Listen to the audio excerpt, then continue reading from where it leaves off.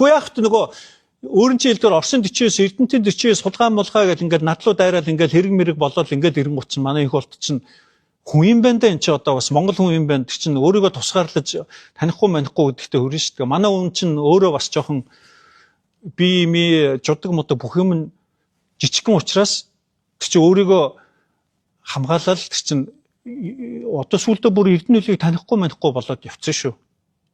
За гэхдээ би нэг хувь хүнийг энэ ярьсгийнхаа үеэр л зүгээр яг миний амьдралтаа яг өдөр тутмын байгаа бүх байдлаа олооч би нэг л хүний тухай ярих гэж бодчих. Тэр нь ерөнхийлөгч асан Батулга. Тэгээд өөрөө ингээд шахаад тийм учраас би хүнийг би ихтэй хүнийг нэмж хүн муулмаргүй. Гэтэ манай инх болдод би ганц гавьяагийн дурдна.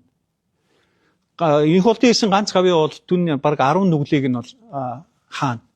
Тэр нь юу гэж Батулга ерөнхийлөгчийг дахин сонгуулахгүй үндсэн хуулийн нэмэлт өөрчлөлтийг бол үнэхээр сайн хийж өгсөн. Та муулж байгаа юм шиг байна. Үгүй шүү дээ. Тэр чинь Монголд гавьяа байгуулж байгаа байхгүй юу?